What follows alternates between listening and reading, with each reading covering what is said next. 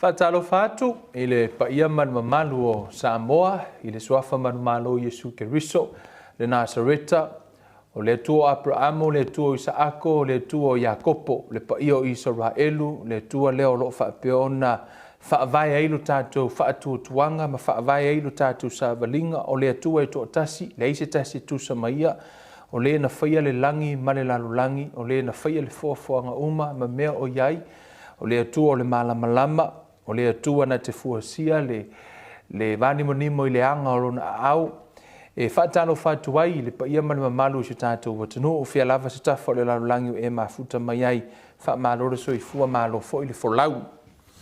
Le vai aso na te nei na tala noa ai le mata upu le alofa maleanga le lei faasili o le atua i lana pele. Mana o tala noa ai ma o vavai na ai le mafaufau po le whaatofala inga le masanio na iaia le mafaufau o tangata Samoa. E mafaufau la tau whaapea a whaingaruenga i le lalolangi. O lai whaingaruenga i le secular job. Po le ngaruenga wha le lalolangi. O na le wha maoni la ia malatou le vaai ai o lai la tu te ngalulue mo le atua. Ai no manao e whaailoa, o nei toa tele nisi e whaapea se ilonga e avea o e mawhaife au, whailaunga po o ni tangata ngā lurua i tutonu o le ngā lue ngā lea tua full time. O na whaapea la ia, o lai ngā lue full time mo lea tua. E le aise se part time i lea tua, mai le part time fo ilo wola whaakirisiano. Ono le mindset le na, e maa fuaina o le kirina o le aso sa e tau pa ia ileo langa o lesi. A le aso nga fua i le aso toa nai, e matua le o lai se o langa pa ia. O na ilo na mindset wha peo lango lai, meo lau langi nga le aso sa e sau i le atua, e alu se i tatalo ma le fefe au e wha mangalo malu se i au, me se upu mai le atua, o le vai aso, e le ola mo le atua, o la e part time, no la tau ola ma le atua. O le mea foi le nā, la tau te le maua i manuia o le atua, ma la tau le maua i le faasili sili a le atua, le na tātou tanu le vai aso te nei. Au te le mana o e tu ua le tātou mata upu lea, o no lo i se mea lo tuli tuli, whaafewhea ona e maua. Ameni. Whaafewhea ona e maua lea lofa faasilisili leo lea tua. Lea se au wala e te mauai, o lo wha maoni o le tele ni ngā ruenga te whaia, po o le ke leo lo kokongi, o le lava po o lo ko anga e whainu mea lea i nei, lo walu i ke pisi aku i, alu le lotu wa istangata. Whaapea o le wha maoni. O le mea foi lele, alu i mea le ngu, alu i mea le loku, whai ngā ruenga, e komiti mea uma.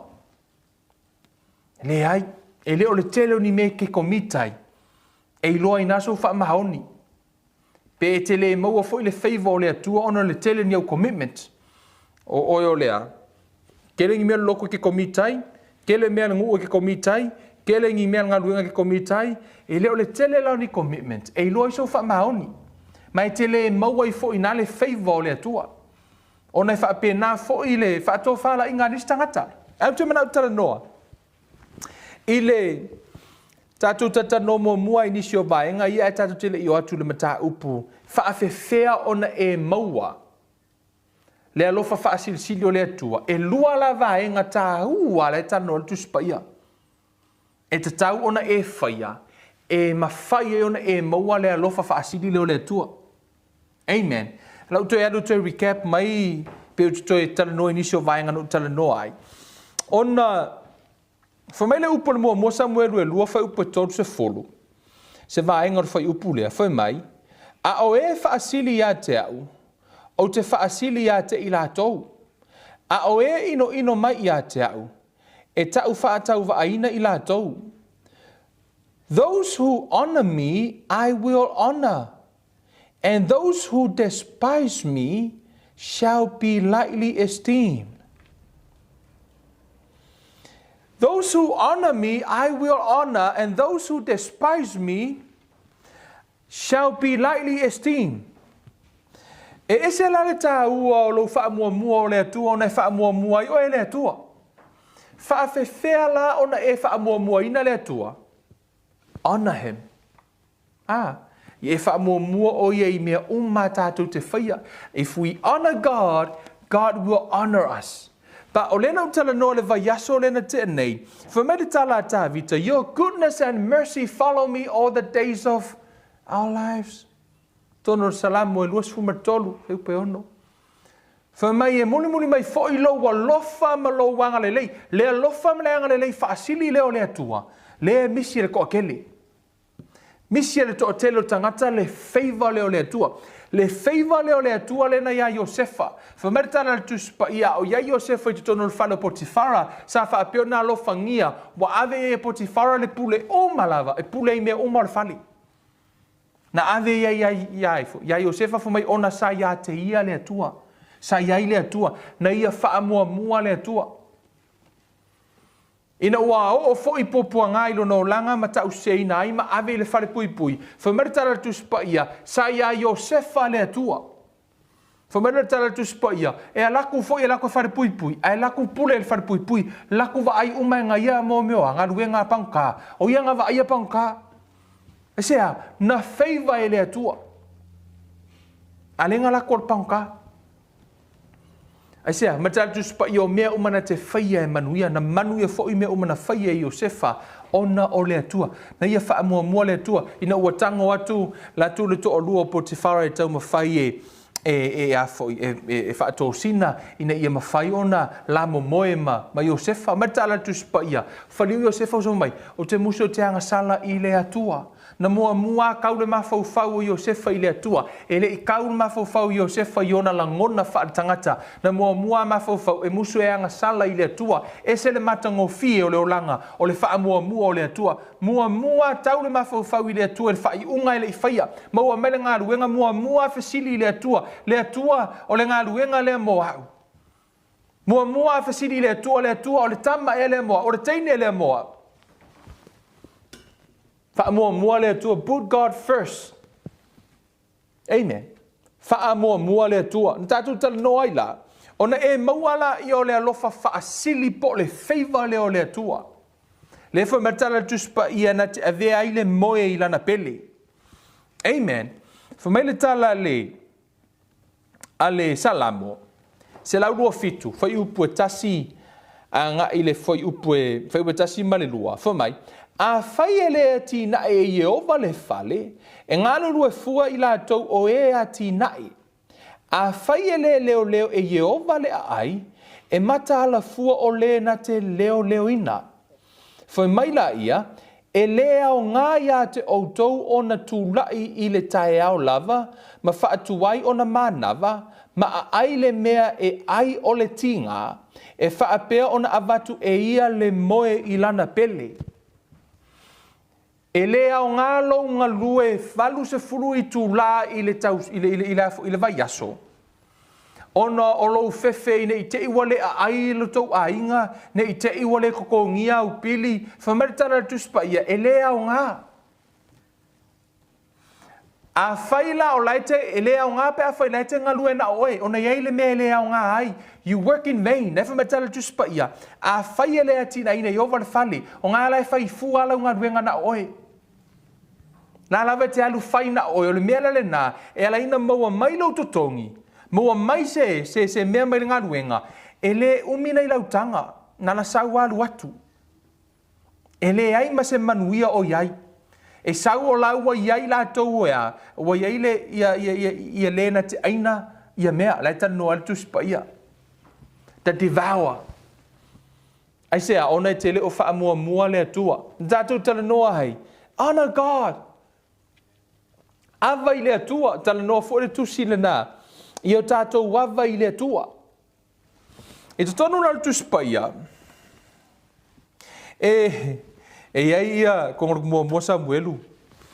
Na e tanoa tala tuspa ia kama leo Samuelu. Foi mai ua tupu pea lava le tama o Samuelu, ma ua wha pele ina e Jehova a toa fo i matangata. Ua wha pele ina. Favor. Ira kama leo Samuelu. Tupu Samuelu, nga favor. Ai se ale mea ua favor i ele atua Samuelu ngai lo isi kangaka. E iei le mea sa whai Samuelu ngala, inga favor ele atua. Ona ele whai longa tangata le atua. God, he is not a respecter of person. E iei le mea na whai Samuelu na maafua hai, ona favor ele atua. Ia, whamaila i o le tala le tuspa ia, i tangata i o tala noai, ina ua saule angelu whailo ia Maria le a whanau mai a te ia le whaola lolangi. Whamaila tala le angelu. Sia ua lofa ia te oe le ua alofangia. Ua ia te oe le li i amu ia oi whawhine. O le whawhinga leo Maria, na alofangia ele atua, ele i whaapito ia ile alofa o le atua. Maria, ele o se tangata na ese mailona o langa mailo tangata no tutusa le ia Maria mtatou. E ia ile mafu anga na whaivai e ma e foi. Ele atua Maria. Not just only sa virgin, but o se tau pou, a ele e mea fu ina whai ele tangata le na whaivai. Lai tano le tuspa ia le tatou wo e vange mai le aso nei, ma whaamatala mai. O te fia maua le whaiva o le atua. Au e te alu e tuli le oa o nei mai maule te me te tuli e le oa. If you chase after rich, God never follow. A e tulia pe e te nau i le atua ma le whaiva o le atua. E muli le oa ma le tamau a inga. A e mana o i le oa ma le tamau a inga. E le kai muli le atua.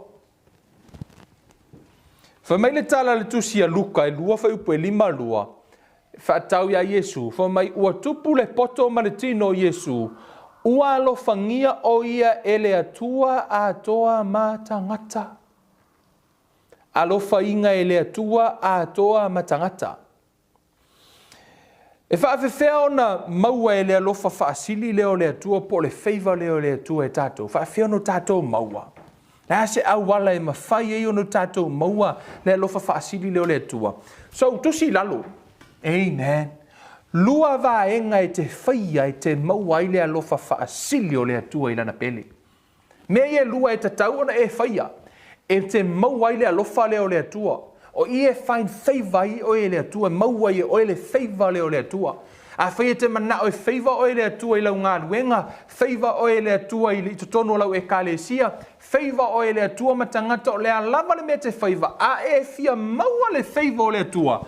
Mea i e lua e te whaia le tano le tusipaia. So e lau tusi le tusi a whaata oto. O lona mata upu e tolu. Amen. Te ai mana o te maua le whaiva o le atua. Whaata oto e tolu. Whai upu e tolu ma le whaafa mai. Aua ne i te ama oe le alofa ma le whaamaoni. Ia asoa ai lo ua, ia e tusi ai le papa o lo loto. Whamaila ia, ona e maua ai lea o le alofa ma le manuia le lei i luma o le atua, a toa matangata. Si, leo wahi e iei le me te whaia, ona e maua la ia o le alofa ma lea, ma le alofa faasili leo le atua. Whaafewhea ona e maua le alofa faasili le no tala noa le aso lea. Tō tele o tau laua mana o e whai. Peo no whai atu e leo le tele o ni au commitment e te maua ai. E leo le tele o ni mea te alu e whai mani ngā luenga le lei. No. Lua mea le tana no le tuspa ia te maua i le whaiva o le atua. Mea i e lua whai malita le tuspa ia. Aua ne i te ama oe le alofa. Ma le wha maoni. Ia asoa i lo ua. Ia e tusi ai le papa o lo loto.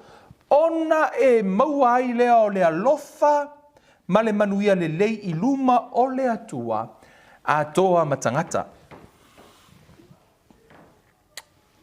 Proverbs. Let not mercy and truth forsake thee. Bind them about thy neck, write them upon the table of thine heart. So shalt thou find favor and good understanding in the sight of God and man. For me le tala le tuspa ia, o le mercy ma le truth, o mea e lua e te whaia. Mana ia sa olfa sa moina, mana ia fa sa moina tangata sa to ina sa mo le upu truth, fa maoni. O le favor, o le atua matangata e lua me te maua mai, ina ua e whaia le me ta o le mercy, ma le me tau o le whamaoni ma le truth o mea e lua le lau tana noi le aso nei, le la tatou o e tatala. O le mercy e whaasa moa ina le upu mercy o le alofa. But because e iei le si winga o le alofa e whaingo ino le akape. which is ole paule na ole upuna mo to ina faasa mo ole mercy. Ai ole winga ole mercy. Ole mercy. Remember love and mercy. E pe ka kusa ai ele winga ole mercy. Ole mercy. Olona winga lea willingness to forgive, not to punish. Le winga le na ole mercy. Mercy means willingness to forgive, not to punish. Ole mercy, ole alofa fa pale pale le woloto e alofa e fa mangalo, aele ole fa asala. Ole winga ole upu mercy po le alofa lea, ole loto ina ia fa mangalo, ai awana I fa asala. Lala fa martala al tuspa ia, fa mai ia e fa pea ona, awana I te ama oe le loto ina ia fa mangalo. Le la tato le winga le upu. Awana I te ama oe le mercy, le loto ina ia fa mangalo, ai awana I fa asala. Ono lau sa valinga le olanga le ngei, o le kako wola fa asala ia. Amen. O le mercy la, fa mai le tala le tuspa ia I tutonu o le tusia Hosea, sa quote Yesu le fai upu lea mai le Hosea, e ono fai upu e ono, ina ua atu le au farisai o lau ai Yesu ma le au te lona, I le fale o mata io. La le o atu I o le au la fonga o ia Yesu ma le au la fonga. O le au la fonga la, o tangata I e vai la tau o tangata mi o kuluku. Kangaka ngasala o kangaka mi o pio pio I le vai la tangata nei. Lea la ono fo tangata o le ai kupe. Lea la vai tangata o kangaka kuluku ngi ala ai mai mai Yesu. No atu la I o la farisai o foi mai. Foi ngai ko ai ko ka ima bakangaka ngasala. Ai fa mai le martala Yesu, tala la le Yesu na quote Yesu le foi upule, foi martala Yesu. Hosea foi mai ina o ia, ina o ao, po ole ale wingo le upu, ole upu o te loto I le alofa, ai le ole taulanga. O te loto I le alofa, ai le ole taulanga. Let me read you le afoi, ia le tusi wha peritania, ina ia mawhai ona e maua le winga o le mele tano tuai mātai o Matthew 9, verse 13. O le whai merwhai upu lea, but go and learn what this means. I desire mercy and not sacrifice. I desire mercy and not sacrifice. O le ale winga le upu mercy, mercy means willingness to forgive, not to punish. Amen. La fa marta la rotu lo vaenga ya Yesu, ya Yesu le ai Yesu ma le au o staulang. Ai fa mai Yesu, fa mai o su e por le wingo le o foi upulea. O te loto I le fa mangalo ai le o fa sala. Por fa taulanga. Amen. I desire mercy. Sile atu ya Yesu le mercy ma le alofa na I lo le taulanga. Le alofa lea. Le la tatu tanoi. O le mea la le lefa mai. O le te amoi. Tato wo ele tu se le fata oto. Oi e ele fata oto I tono juspa. Ia na fai e Yesu. Tono le mata I o le se fulu ma le valu. Tato eva ai le upu mercy. Faonga ino le upu mercy. Mata I o lonu ta upu se fulu ma le valu. Let me read that verse.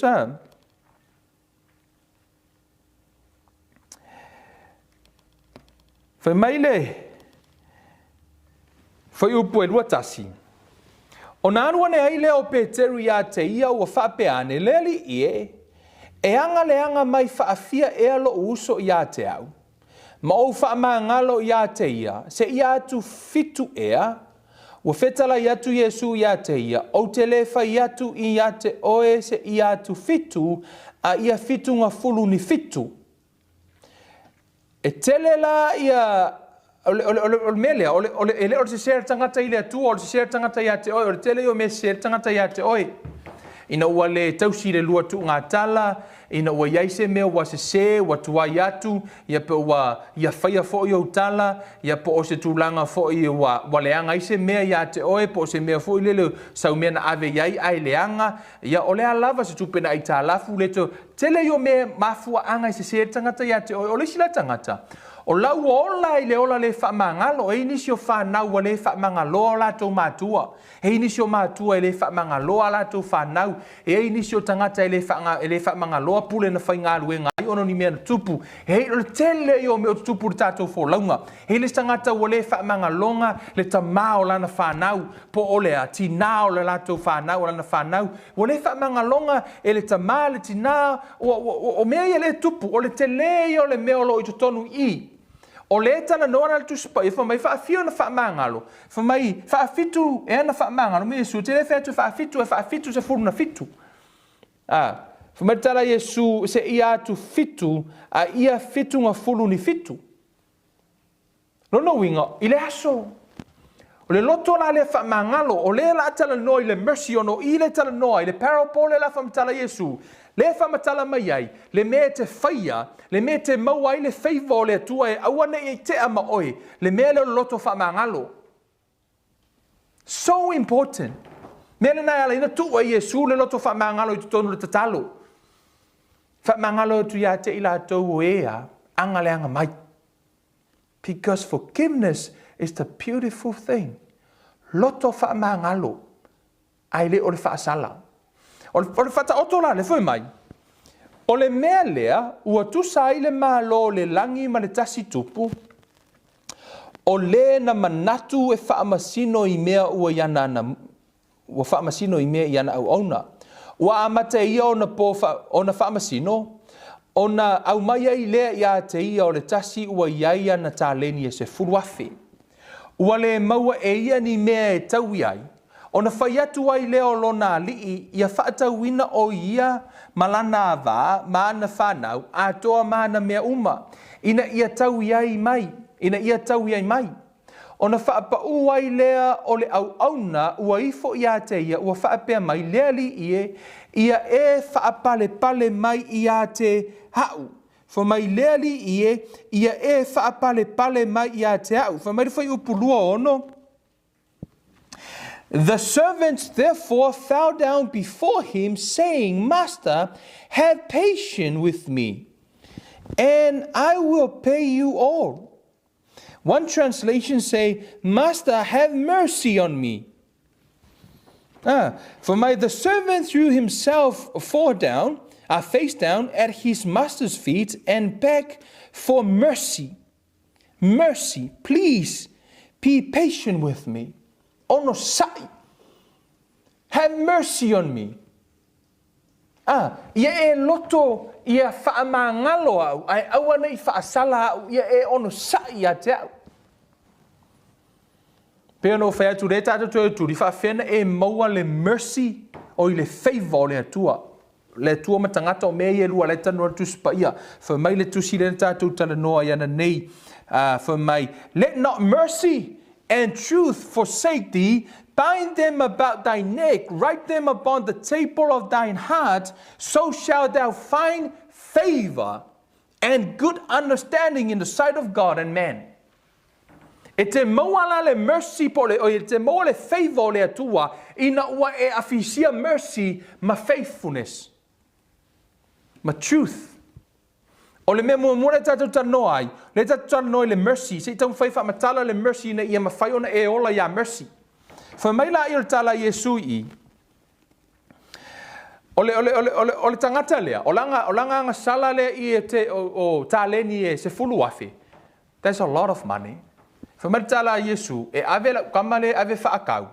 Ave lon ko lua whaakau. Ave manang whaanga we whaakau maanga mea uma. E mai e kokongi langa anga sala lona winga. Everything. O le o tangata le ilu mo le atua. Le o le tupu. Mea uma, o anga mea uma, o nga ia malanga, e le mawhaingo kongi ke langa I kālafu. Tangorola, ia ona ua tangi ilu mo le atua. Fa mai la ia tala whai uperua fitu. Listen to this one. Fa mai tala just pa ia, ina ua whaamaua lalo le tangata le ile atua. Fa mai, ile tupu. Fa mai la ia. Ona muti vale ai lea o lea alofa o lea lii, o lea au auna, ua tu watu o ia e sa o loto, ma wha ngalo atu wana tupe ua iai. He asked for mercy on a tangola I o le atua. Instead of punishment, he forgave. That's mercy. O le mercy la, ua le loto le atua ina ia faasala ia te oe, aua ia faamangalo au anga sala. Fa mai le tala le tuspa ia. Fa upurua valu, o na alu atu lea, o lea au auna, ua iloa e ia le tasi o na uso, a au auna, ua iaia na te naru ia se lau, o na pue lea matitina ia te ia, ua faape atu, ina tau i mai ia umea ua ia te oe. Ona faapa ua tuai lea o lona uso, a au auna i ona vai, ua ai o iatu ia te ia, ua faape atu, ia e faapale pale mai. Foi upu e lua iwa, ia e faapale pale mai. Have mercy for mai, and he will not, but went and threw him into prison. Foi upu e lua iwa mai. So his fellow servant fell down at his feet and begged him, saying, have patience, have mercy with me, and I will pay you all.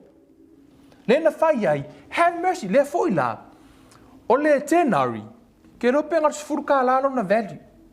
Le o wel tangata lea, ila ukamba lea sa whaamangalo me le tupu. Tau mana tua, lena whaamangalo le tupu le tangata lea, whai ei le tupu, e whaakau oi, o lau koolua, o lau whaangau, mea umai whaakau, e me kongina o i kalafu. Ona whaato ese la ia i le atua. Ona ask le for mercy. Au le wingo le mercy fa mangalo ai au ni fa sala. Le ala u fa mangalo ile atua ai le fa manga ai afo ai le se fa sala. Now he show mercy. A o le ala u sau. Le ala o wetanga te se fulu ta la le me ala o wai. Le ala u ala ko singi kanga kai lima vai vai. La u ala ku foi mai. Ya. Le ala u ka ma fai have mercy on me. Le lau tau ma whai e kokongi umaku. E whamairi tala le whi upa tau se furu. A ua le ma whai o ia, a ua alu matu uatu i a te ia le whale pui pui, se ia tau i mai ana mea. Ua i loa e o na uso a au auna o mea na whai o na la tau matu ati ngā i lea ua la tau o atu, ma tau atu i lo la tau o lii o mea umalava na whaia. Ona wala au atu wai lea o lona li i a te ia, ua whaape atu i a te ia, le au na le hangai, whaalongo, le au na le hangai, na u whaamangalo i na atua umea ua i a te oi, ina ua e ai oi mai i a te au. E le tatau ea ona e alofa atu i lo uso a au na, e pei o au fo ina o alofa atu i a te oi. Fai mai le tusipa ia e alofa atu i le lua te tua o e pei o e lava ia te oe le tu la fono lona lua le nao tu la fono e siri. Alofa i le atua malo loto atoa malo manatu atoa malo malusi atoa malo nganga atoa. Alofa i le lua te tua o e pei o e lava ia te oe. Lefa mate, e te le i alofa la i le isi e pei ona e alofa ia te oe. Ina ua e mulo vae, ina ua ti ngā oe, ina ua lutia lau fola. Unga e sulu i le atua, whaamangalo mai ia u lea mea o auanga sala uma. Whaamangalo le oe le atua. Ai ina ua le whaamaoni i lau to olua i le lua wholaunga. Ngā la e ola ia le whaamangalo i lau to olua. La e le whaamangalo ngā lau to olua i le mea na whai. O lau pule e whare ngā ruenga. Le tangata na te lua whainga ruenga. Lea la e tau fia le nei loto ti ngā. I to tonu o lau ainga i lau whanau o umātua. Lea la e tau fia le natama i anga sala. Whaatusa tusa i lau anga sala na whaamangalo i le atua. Te le i o lau anga sala na whaamangalo i le atua.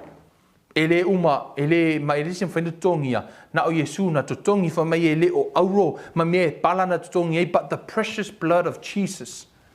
Na whaatawina i le toto ta ua o ke riso. Le mercy la lea. O le mercy. Lea la ua. Wha mai le tala le atua. O lea la le mea ue le whaamangalo ai. Le tala le tupu. E pei ono ua alofa tu ia te oe lea le mea ue le alofa ai. I le ngaka suru aku, ngā sa kangi mai ake oe, kukusa le lei ala u kangi ngai kangi mai ake au, whaamangalo wang sala, ma le kangi ngai mga ore ngaka whaamangalo oe. Te loa, te le o tangata, lai ola i le loto le whaamangalo, ola le loto ti ngā, lai ola i le ola le whaola tanga le teimi atoa, te loa utala, e le sao ni tangata le loto whaamangalo le langi, tusa pena e talia Yesu. Yes. Moi, kalia Yesu mo, yes, tu sape na talia Yesu, fai tau la loifo. Whamatala tuspa ia. E le te tau ea o nā alofa atu I lo uso a au na e peo na alofa foi na o alofa atua ia te o. Whamaila ia. O na ita ai lea o lona li. Ua tuu atu ia te ia I whaatau maoi se ia tau ia mai ana mea uma. Ua whaapea foi o na whaia ia te o tau e lo tamā. Whamaia e whaapea foi o na whaia ia te o tau e lo tamā oi le langi. Pe a whaitou te le ta I tasi ma whaama ngalo ma o tau loto atoa I o tau uso pe a la tau anga le anga mai. Amen. Lena faasili I pe te luilunga. Whaafianga o whaama ngalo. Ma Yesu fikus furunga fiku. Whaamakala lola iei. E Yesu le parapolea e whaamatala tu ia pekelu. There is no place of unforgiveness I lau savaninga mane atua. E le ta tauna iei se mea ta ole le loto whaamangalo. Ona, mai maulo wawa noe le langi. Whamatala tuspa, ia whaalongo whauputolu lima le ia e maua ne winga lea. This is Jesus' words. Whamatala Yesu. E whaapea foi ona whaia ia te o tau e lo ta maa oi le langi. Pe a whaitou te le ta I tasi ma whaamangalo ma o tau loto atoa I o tau uso pe a la tau wanga le anga mai. O le tāua I o le loto whaamangalo. Mercy. Show mercy. Ina ua atu le. Ia le au vaenga ho I e tau ai le whawhine. Le fine le na maua atu o lai muli lua. No atu la ia wa awe o le atau ai maa. A whameritala tuspa ia. A whai Yesu, ai zio kore se maakongi mua mua. O le whina ungata ngata nei. Whama Yesu, e tusa ai ma le tūla whonua mose. According to the law. Amen. I want you to know this. According to the law. E tusa ai ma le tūla whonua. Law. According to the law. O se isi lava na te whaia le melea, ka kaunga kau ai maa ioti. Which is a sao. O le mea nā lai whai maritu la whono. O I se whaian mele a kau ai maa. E sa o la, ka kaulang kau ai le whinga I maa. E tusa maritu la whono according to the law. Manitua whore tala I Yesu rena whai le au Pharisaio. Rena watu le a Yesu whamai. However, ai po le hele winga le upu lea. O te loto I lea. I desire mercy. O te loto, I desire mercy, but not sacrifice. O te loto I le alofa, ai le ole faasala I po ole taulanga. Amen. Because ole taulanga means kill. Rono winga, o se me te e totongi o ele tau. Le lafa mai o te loto I le alofa. Ole alofa. Ole alofa. Le ala wo o mai I. Le fo kako vai kui. Ina ua saula le fafine lea. Le la tau ai. E sa ola le mea lai foi mai tusa martu la fono. Au Yesu, e loto I le alofa, ai le faasala. Mele na ele nto tele tangata e tala ele no fai atu atu autou. O a umangi ma yolo mo wai ka ko ma mere. It's not from God. Ele o ni mai mai le atua, mai le o loto foi le atua ele o ia o ele atua ni mai o ni tino mana mea. No, God is good. He loves you. Alofa yo le atua ya tatou. Famela tala tu spa I. E whaapea foi ona whaia ia te outou e lo ta mā, oi le langi pe a whaitou te le ta itasi ma whaamangalo mo outou loto atoa, io outou uso pe a la tou wanga leanga mai. Amen. Lona winga, whamaila I o le whai upo le tuspa I le tito e tolu whai upo e fitu, mai ona whaaola mai ai lea o ia tātou, e le ono ngā ruenga o I le ami o tonu sa tātou whaia, ai tusa malona lava alofa I le whaata eleina, I le whaata eleina, I le toi fuata ina, ma le whaafauina I le anganga pa ia. Amen. I le whaafauina I le anganga pa ia. O le mercy la. Ina ua, o atu lau vaenga I e tau ai le whawhine le ima. Na whai Yesu, o ai se isi e, le ise anga sala tongi mua muala na maa. O na whamaila I o le tala le tuspa ia, le ima se singa kongia se maa. Me amata mai to ina ona fu o le matua o lo langa o le kele fu nga wanga salanga e faia. Me na fa metal tu spa ina amata mai to ina tau ai lalo la to ma. O la iki o kausanga ngai o la iki fu nga o me se nga e faia. Ia iwa ai foko inga. Sidi aku kele ala ko muri lua. Kele aku ala ko wang salanga ilu le muri lua le fine. Ino wa wha masino la lato ia lato. Na ala u koe kongi la lako mai sea. Lai ke le la ko wang sala. A le ala ital noa ital tuspa. Ia matala Yesu na o Yesu e tauntongi na ngama. Because he is the only one is qualified. O afu ile isanga nga sala. A matala Yesu. E ofo ia te au. Te le wha sala ia te oi. Why? Sa taununga tongi se maa Yesu. But he desire mercy. Alofa. Lea lai manao la tuspa ia. E manao e whai e oi. Oi le ke mai moa mai. I whai e oi. Lai manga e whai e Kevin. E manao. So o se taimi a se tangata ia Kevin. Ia wha ngalo iai Kevin. Ona e sili aku kele anga sala Kevin i le atua. Ngai lo ole anga sala ka ngaka nga ia Kevin. Skama i anga sala. Skama i mea lai sasi na laka ngaka ia. Kia umalafu. Kusa lava pe kere ki kala pe palavu vale mai e te au po a uma upu na lafo mai e te au. Wha ngalo. Whamai wha ngalo wala to te le oi loa lato mea o whai. Forgive. Ole mea pito o sili ana matango fie. Ole forgive. Wha sao. Ole a. Wha ngalo. Ona, o le tatu o turi le mercy, mea lana, ia e loto e wha ngalo a e fia maua lea lofa lea, mea lana ia Iosefa, ina ua o atu au soo, o iafo, ia uso Iosefa, ma kua fo uso Iosefa, inga ua o akula uso Iosefa, ua ngofo ma Iosefa i lunga o iole, pale mia. Amen, enga kalangor vason kengei, la kula i lunga, la ua wha pe ngei, mar kamalo Iosefa i lunga. E rei wha pe i fo Iosefa, kei mire lei ala nge ole a kau i loa le ua ia kia ule power. I have the manna. Now I have the manna. La ave lo ko loka. Le me nga ko fai ai me le kia. Le la ko kau ia ku le me le kia ko. Fa fena maua kama le favor. Loto fa mangalo. O atu no uso ai fa mai ia. Fa mai no to fai le anga ia. Ai na whai e le atua ina ia, la via ina ile. O mea no tō whai ia le anga ia, ai mo le vi inga o le atua. E ese ala le va aila ka ngaka ia mi o le anga ki a oi. Lai whai atu le lalo langi au kala. A lai maranga o le kua ke wha mangalo. E whai la le lalo langi au kala. Ai mau ai le avango o e mau ai lo whai vai le atua. You see the beauty of it?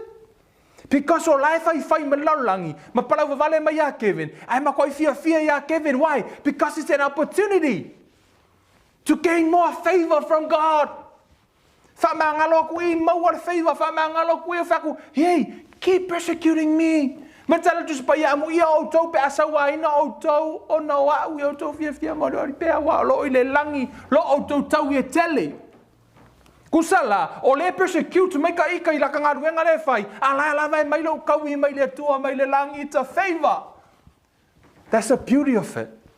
Le ala makwa I umai e kola lalolangi. Le kau ma whai mai ala lalolangi e wha le anga ngaruenga au au ngā mele ngei. O le taimi e wha maangalo le au au nā le tua. Tangata o lo whai mai. Peke wha mangaloa foi. Maua le favor. Tere po pole ale le anga o mea na tangata na whai e te oe. I don't care. Po ani tala. Pole ale mea lo to olua na whai e te oe. Pena alu o mariska maa loa kia I oe. I don't care. But that's the opportunity to gain favor. Use those things as an opportunity for favor. Because when you forgive, you decide to have mercy, not sacrifice. A olona e fili e te wha mangalo pai malawhai. O le ava nole nā e te maua I le favor leo le atua. He le tele o te me te wha apeo, le tele o me te whaia o ngā ruenga ma me. But I'm telling you, if you want the favor of God, o le a lava ni me o tutupu. I learned this myself. Tele yo tangata. I don't want to. Tele mana o lusi le tau yo au tatalo ono se loto le fa mangalo. Mele na fa matala Yesu when you pray, forgive. Me auto tatalo yo to fa mangalo. I say ona mai mau le mau le favor le mai le tua. Ona tele o fa mangalo. Me no te whai atu ai, o le alawa ni me o tutupu mani whainga tai lo o langa. It's an opportunity for you to gain favor. Aua nei ewa ai, e o le ami o le anga i o kangaka I kiau. Don't look at it that way. Look at it from the way, I want this to use this to gain more favor. I'll forgive you. Let God judge you. Fa masino le tu e toi. A le lau fa nga inga lau me se nga fai mai ke au. Ke fa ma ngalo ya ki oi inga yo o maua le. God gave grace to the humble. He resists the proud. Te ele atua fa maulunga ai fo wa ilo na alofa tu no ile lo to maulalo. If you want his grace, his mercy, his favor, amen. E fo wa ila ile atua la ile lo to maulalo. Fa mangalo. Fa mangalo le sa me mawai. Fa maulunga alo ma kival me mawa. Polonga le se file mu le sa moi. Pe fa maulunga, fa maulalo. Man, es el matango fie. Ole si va engalo na luana eta no tu spa. That's mercy. Ya vele mercy o se va enga te maua ile. A ve me tupu lo wolanga. It is show mercy. So stangata lava. Let's go back to the Proverbs. Ya fa manatu ale le foi upulea. Pe mana o le favor le tua. Le alofa faasili le tua mai. Awane ite ama oele alofa ma le fa maoni. Ia asoa ai ilo ua fumai awana I te ama oilo no winga. Mea umai te whai taimi uma. Whai maila ia asoa ai ilo ua, ia e tusi ai le papa o lo loto. Ona e mauai leo le alofa ma le manuia le lei I luma o le atua. Atua matangata, let not mercy and truth forsake thee. Bind them about thy neck. Write them upon the table of thine heart. So shalt thou find favor and good understanding in the sight of God and man. Amen. If you mawala le favor, lua mea nei noai, mercy and truth. Po le whaamaoni. Mercy la le no le umatatu noai. Ole wingo le mercy, willing to forgive, not to punish. Lona wingo aso umolo wola. Willing to forgive ia e loto e whaamangalo tangata se ya te oi. Man, this is a really big topic. E whaingo fia le tata noa, e whainga kāinga whaakingo. But I really want you to encourage you. Forgive a e manao I le favor le tua. Whaamangalo. Mea le nana la ina maua I Josefa. Mea le nana la ina maua e Tanielu. Tangata umaina o ya Yesua. Ya Yesu. O le mea le na maua le favor. O le fili e whaamangalo. Ai le ina ia whaasala. Awane o tātou peo le li inga whaamangalo le kupuanga sala uma. Ai alu koea, kau mawhaia I kokongi marisi fuka ala risika ngaka. Sika mai mea sera ingai. Ai manao le favor le tua. Show mercy. Vai ngalo na lua leo te fia tala noa ai. Whaamaoni, truth. Amen. Whaamaoni. Let's go to sia Luka. Luka non ta upas fulmaleono. Oi, this is one of the most complicated parables in the Bible. Ole whata oto lea, pito I sili ona whaitao na whaawinga lo na winga. I don't know if you agree with me, but for me, out of all the parables, this is the hardest parable. Ole whata oto mua lava lea le umion o meditata Yesu e pole alo na winga. Le whata oto lea, le la tato e whaitau ai. And I thank God for the Spirit of God. Amen. It's one of the parables. I think out of all the parables, this is the only parable. Yeah, I never heard a sermon on this parable. Amen. Help me here, Lord. This is one of the most hardest, complicated parables. Ile winga martala fa atusa le Yesu. Marvaengo tanoi, but you know better tanoi. Tato, let's pick up from verse 1. Foi mai. Wa fetala ya tu foi o ia iona so. Leta tu tala noi le fa maoni. Truth. O wa fetala ya tu foi o ia iona so. O le tasi tangata mau oa sa iaile au na e pule. Na mo lia o ia te ia, wa ia whaamau na mea. Wana wala awatu ia te ia, ua whaiatu iai. O le ale nei mea ua o whaalongo ai ia te oi. Tala mai ia le tala I mea na e pule iai. A wā o te le ma whaia ona e toi whai ma au na e pule. O le wakuli la ukamarea. Whaalongo le mea na le whaupura tolu mai. ona whaifo ai lea o le au nei lona loto, se ase mea o te whaia, a wā o le a whaate aina au e loo wa lii i le whaiva o au nei pule, o te le mawhai ona eli, o te maa i whaatonga, ua au i loa le mea o te whaia, ina ia talia hau i o lātou ainga, pe atu e se ina hau i le whaiva o au nei pule. Le wa makanga nga kau scratcher ko il CDA. Fo mai la ia.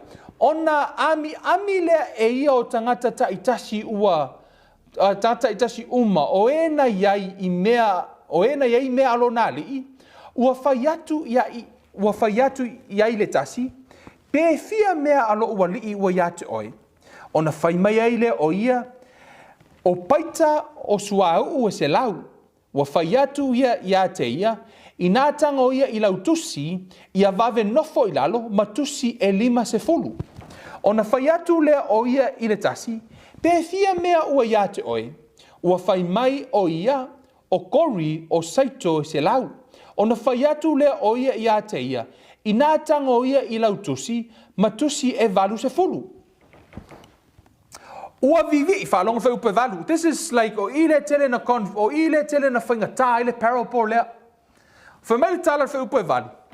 Ua vivi I atu lea li I le au nā mio le tonu. Au wā wana tonga fiti poto, au wā e sili le poto tangata o le olanga nei, I lo la tau tupulanga, I lo tangata o le malama. O te whai atu fo I ate outou, o le mā mone a le a mio le tonu, ia outou whai ai ma wō, I outou whai ai wō ma outou, ina ia la tau talia mai outou I le whale whaavavau, pe atu e se ina outou. Amen. O I le whauma I le parable. Whai upo iwa, na e so o lome whamai Jesu, o le whaamaoni I le mea I titi, e whaamaoni foi o ia I mea e tele, o le a mio le tonu I le mea iti, e a mio le tonu foi o ia I mea e tele. A whai foi tau te le whaamaoni le mā mone le a mio le tonu, o ai se na te tuu atu I a te outou le o moni e tausi. Amen. Pēno whai atu I a te outou. This is one of the most complicated parables tono tuspaya. Out of all the parables, ia uia, ole whata oto mua le whaingatā ona eva ai le ata olo au mai ei, but thank God for the Holy Spirit. Amen. And might be some people's mother then, me, makaka fu le lai, whai taula tō malama, pa o stasi reo whata oto, o te rei whaalonga o kalangoa ngisi ngi whakaoko. O ngā e whai kauru whakaoko. E pe ese a wing o le whakaoko lea. A o I le tala noa mai le tausi mea, ai, o le whai upu pito I sili la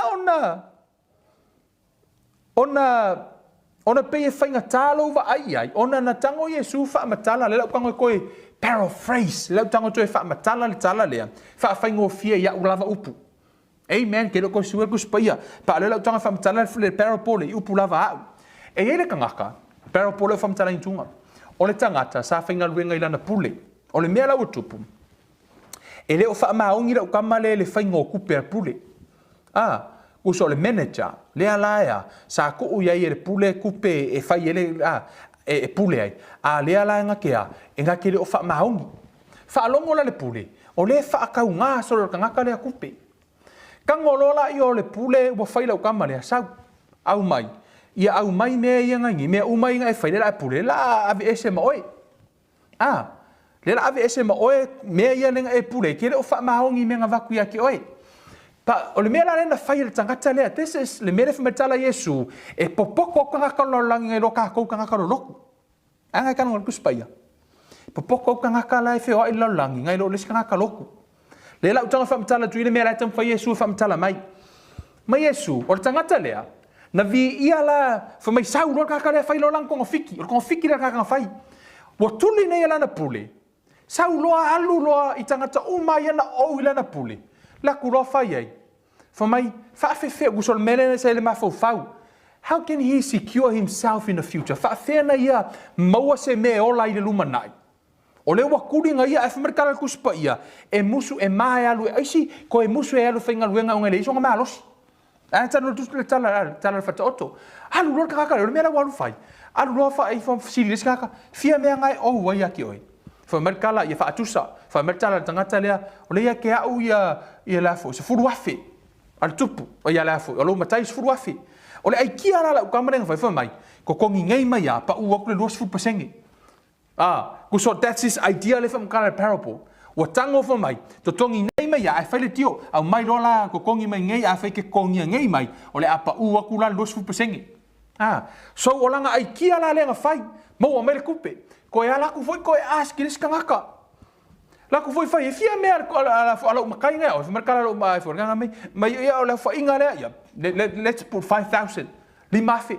Fai ir kangaka le o okay. Pa o mai gaming ei ia ongos fu pasenge a kongi mai gaming ei ia kongi mai le ongos fu pasenge ia pa o aku fast fu pasenge ia pe half price le ala wo maua le tio le ala fa martala tu spaia fa martala fata auto wo fa longo la ile le li amen le wo fa longo ile sole o le makwa I pokor nga ka le maranga I kia la fai the idea to secure his future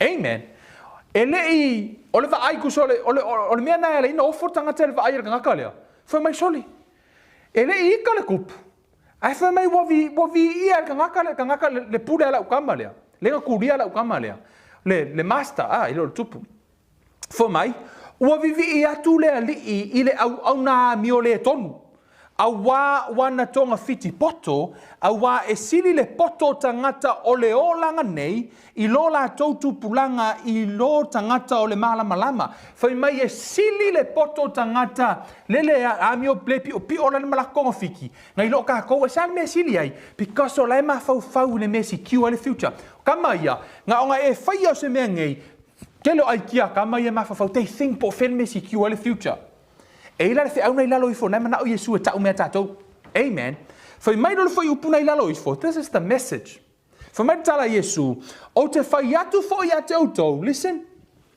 o le mamone la sui upu mamone ono le mamone o mo la tala noi le o lo langi foi mai tala tu spaia o te fai atu fo ia te auto o le mamone ia pole oa o le foi mai o le oa fa mai ole mamone ia pole oa ole a miole tonu unrighteous ia o tou fai ai wo ma o tou ina ia la tou talia mai o tou I fale whaavavau pe atu e se ina o tou.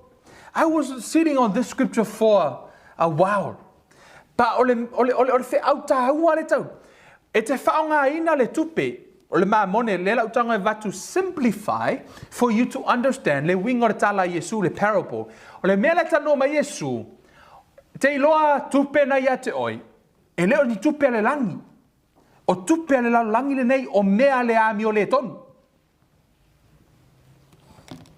ia lau te tanga te whamatala o le system le tatu te olai e leo se system le langi o le system le ami o le tonu le whamatala tu spa ia o mea uma o lo I lalo le leanga so the whole world is under the devil except you neke mai mo mai you under Christ af metal tu spai ole o alai o por tamau ainga le lalo langi fa metal tu spai ia o to fai ai wo ina ia maua so o to wa tali ina mo so to he fa va so ole tu pelete le la to fa mtala ole tu pele na vatu ele atua ia te oi fa mahoni ele tu pele na le ngalu wenga le na vatu ele atua ia te oi ngalu e fa mahoni ai o lo taui la e maua mai na ia e fa mahoni ai fa mai le tala tu spa ia fa mai ia e fa ai wo a walea lo taui le langi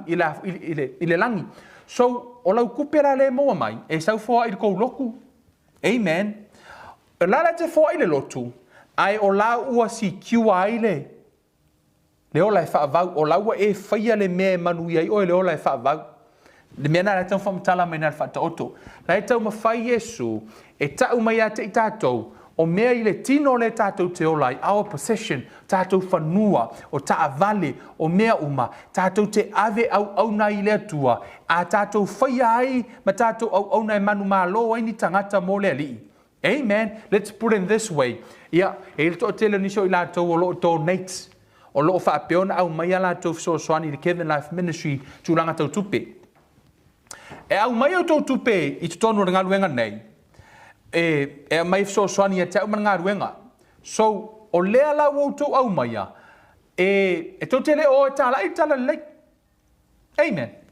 O leo ke kala ia tala lei. Fa atasi mai si au nā lea tua leo te le fo isi le fia iso la to e le ministry intia. Le so swani the Kevin Life Ministry.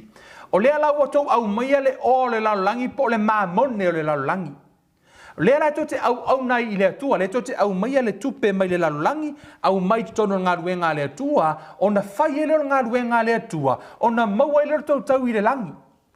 Le winga la nao le mea le tau tanoa Yesu I, o le tau si mea, I mea o le lalolangi, e maua I fo I le tau manuia I le langi.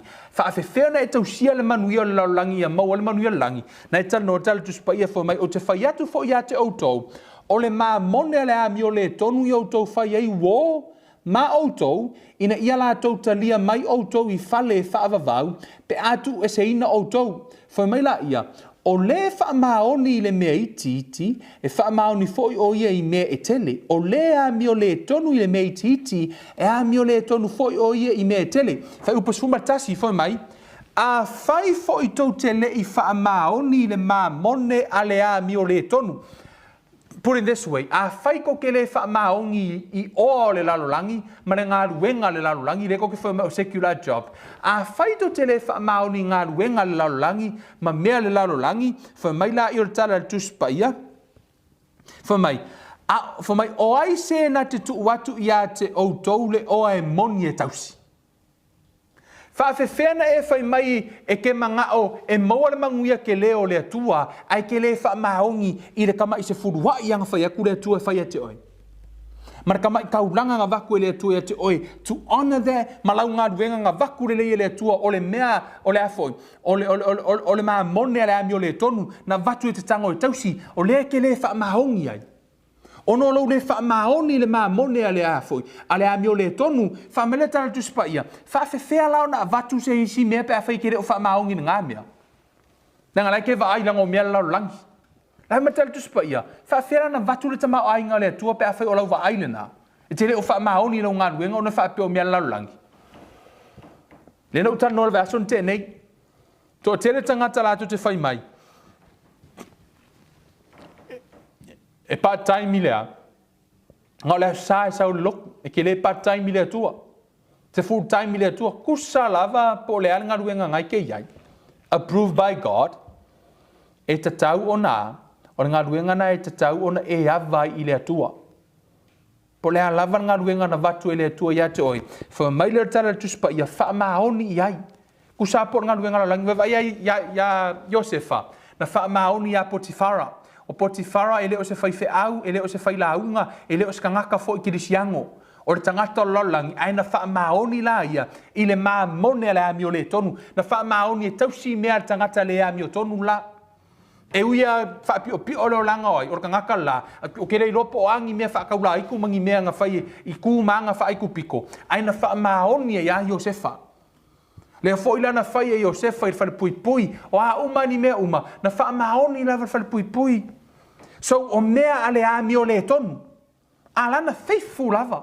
E lei a vea le ami o le tonu o tangata, ma mea na suia hele tangata leo Josefa. So that's why na ia maua I le favor o le atua. Mea lana le tano, me le tala le tuspa I. Whaafewhea ona e whaia ma e maua le manui o le atua. Ia e whaamaoni le maa mone le laulangi, wa aile mea po ai lava ka ngaka ki whainga luenga I lalo. Po ska ngaka palpalau vale mai arkai au e kaure fiafi. Po le alava. Whaamaoni ai. Ia. Ona whai mai le tala le tuspa ia. E te whaia wō I le maa mone le laulangi. E te a whaia le ava noa nā ma mea. E te mau ai le favor le atua. Whaamaoni ai. Ha. I lo whaitaunga a tonu la e toi whaitau le parable lea. Wa makanga e mala mai. Pia no whai atu. It's one of the most complicated parable. Au le maa nei o le whi au le au mai tu tonu. O lea, stewardship, tausi mea. tau si mea e ke le fili se ilonga e ke a e ke fai ngā ruenga i se kangaka wha maongi o wha pia ia langa wha ola inga kupu le ia whela upule i le lau wha maongi ai a wha la kuros kangaka e le wha ola inga mai ke le wha maongi la e le wha tanga ina la tuspa ia tala tuspa ia wha whiana vatu le tamau a inga moni ia te oi pe a whai te le wha maoni le tamau a inga lolangi amen. Kako ke manga ola I manu yo le Atua, kako ke le wha maongi me o lolangi. No, wha maongi me o lolangi.